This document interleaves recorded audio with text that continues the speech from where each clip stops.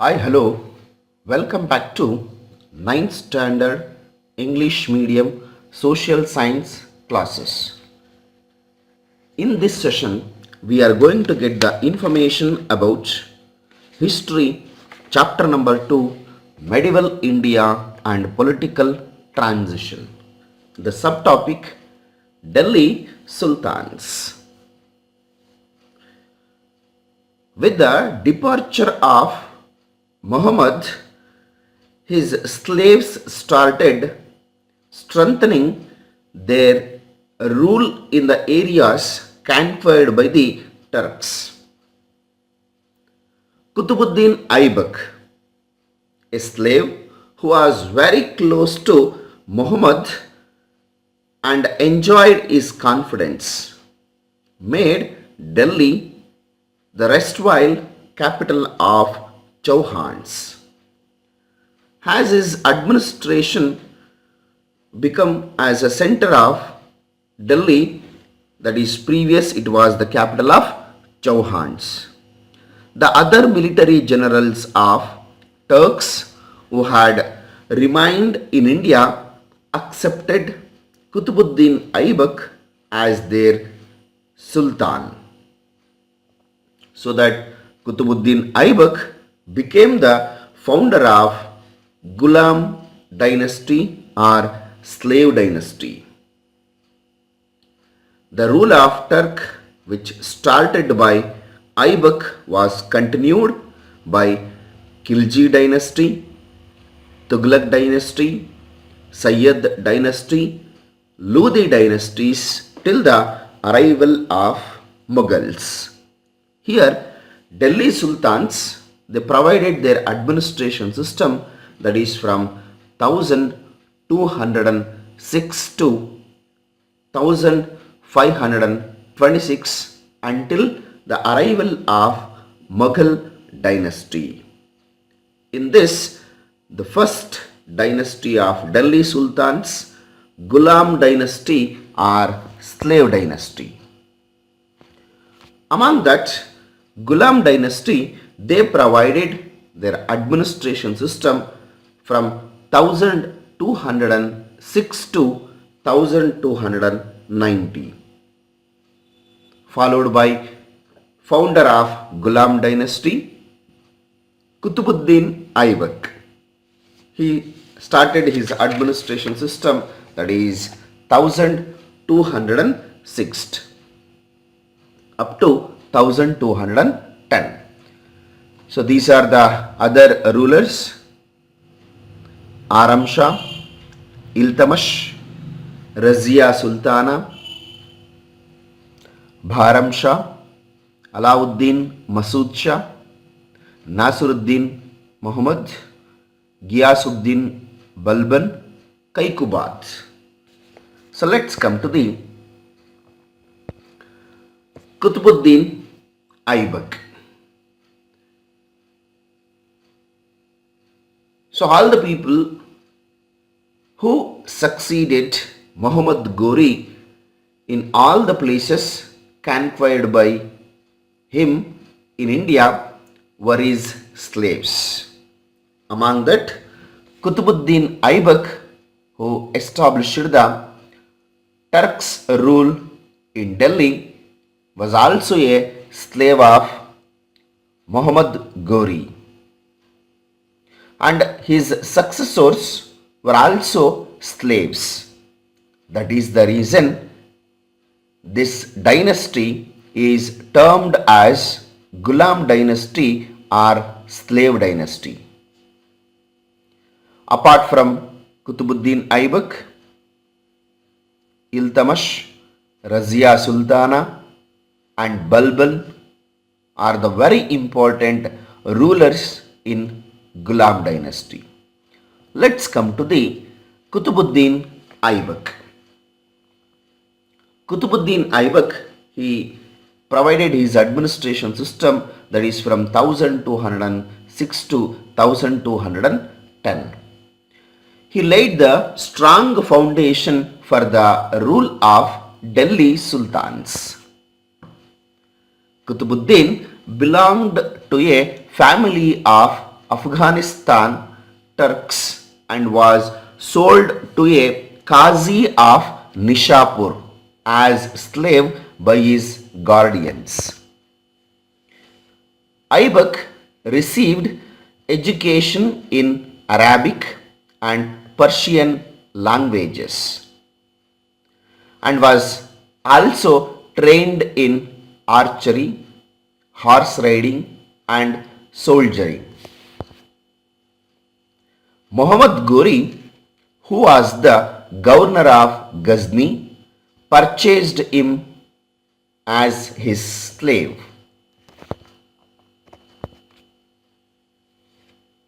Aibak attracted the attention of Muhammad Ghori by his bravery.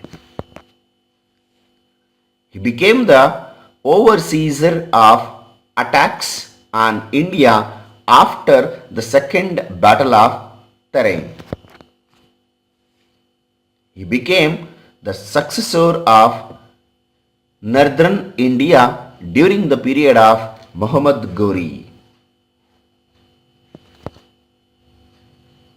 He ruled independently after the death of Ghori.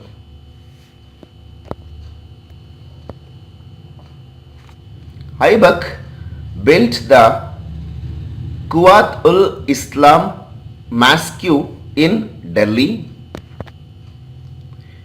He also started building Qutub Minar there itself. Qutub Minar is the tallest tower in India. It is located in Delhi. The construction was started by Qutbuddin Aibak and completed by Iltamash. It is 225 feet in height with delicate carvings.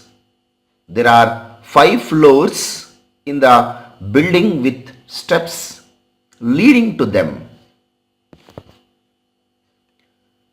And in his court, some of the scholars like Nizami and Faki Mudabbir, a work named Tazul Mazir, written by Hassan Nizami, provide the information about Qutbuddin Aibak. So this is the information about Qutbuddin Aibak. And next, the slave of Qutbuddin Aibak, Iltamash.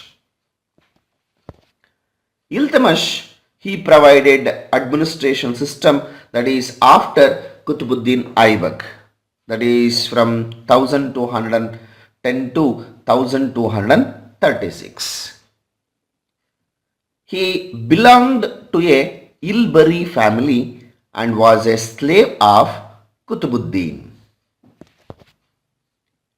He was the administrator of Gwalior and became the successor of Aibak.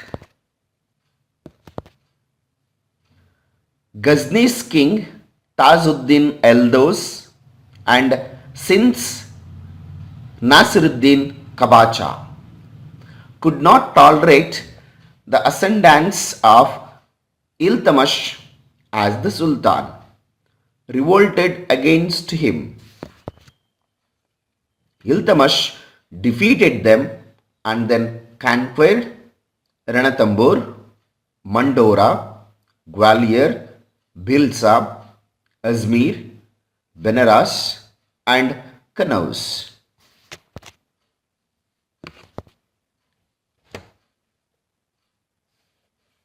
Mongolians invaded India for the first time under the leadership of Genghis Khan.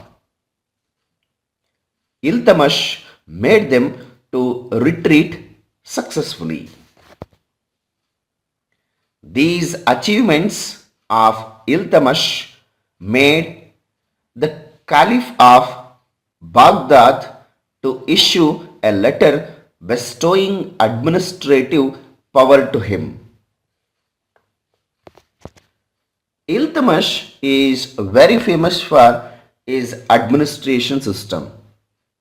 So that when come to the administration system of Iltutmish, he divided his kingdom into iqtas, nothing but provinces, and appointed provincial officers called as iqtadars to run the administration.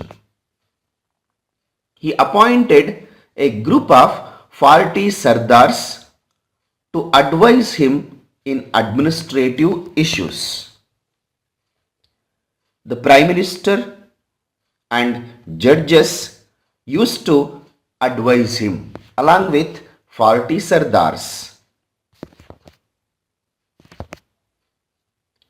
And Iltutmish brought gold and silver coins into circulation. He completed the construction of Qutub Minar, which was started by Qutbuddin Aibak during the time of Qutbuddin Aibak. So these are the major contributions of Iltutmish.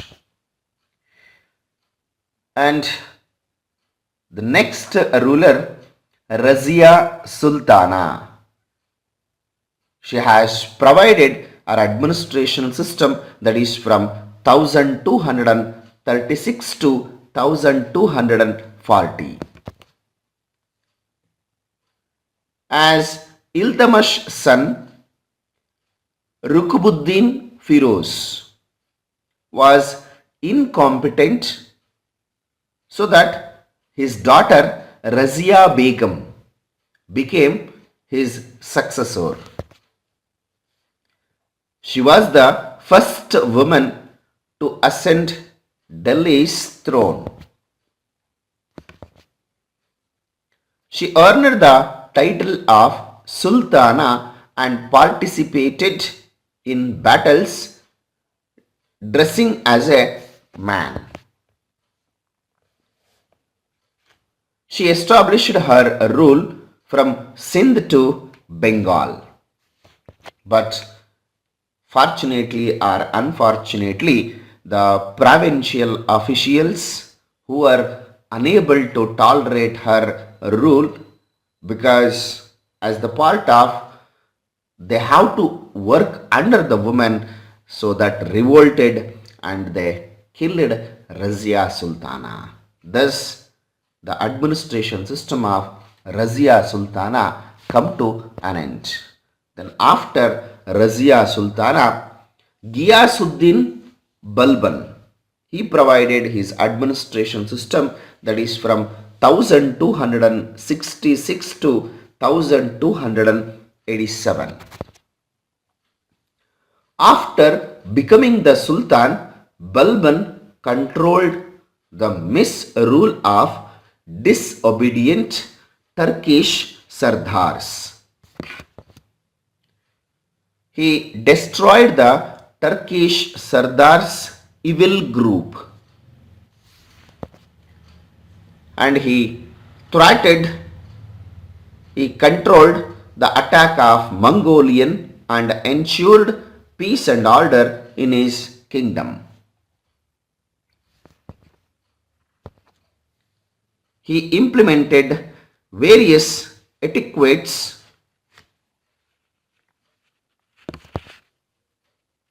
He wore Persian style of dresses.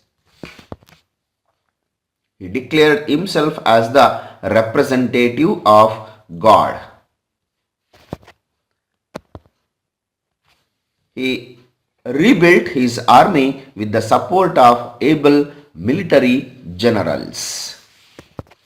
In order to repel Mongolians' attack, he built forts along the border of northwestern India. The efficient administrator Balbuddin was succeeded by Kaikubad. So that is after the Ghiyasuddin Balban, such a wonderful administration system has been provided by Ghiyasuddin Balban. So after that, the efficient administrator Balbuddin came to power. So he was also succeeded by Kaikubad. But Kaikubad, he was murdered by his own wazir. He was murdered by his own wazir. So with this, the slave dynasty, it is come to an end. So up to there, they provided wonderful administration system. So as Balban, he was the slave of Iltamash and had been part of Turkish slaves group due to his loyalty, intelligence and good qualities. During the regime of Razia Sultana, he was appointed to the post of Amir-e-Shikar, and the Turkish Sardars supported him during the political unrest that emerged after the Razia Sultana. Balban became the Sultan of Delhi. Then after that, such a wonderful administration system has been provided by Ghiyasuddin Balban. So with that, the efficient successor of Ghiyasuddin Balban, Balbuddin, came to power. So name called as Kaikubad. So Kaikubad, he was murdered by his own wazir or minister. With that, the slave dynasty, it is come to an end. So this is about the this session, and I will come back with next session with the subtopic of medieval India and political transition. So thank you very much.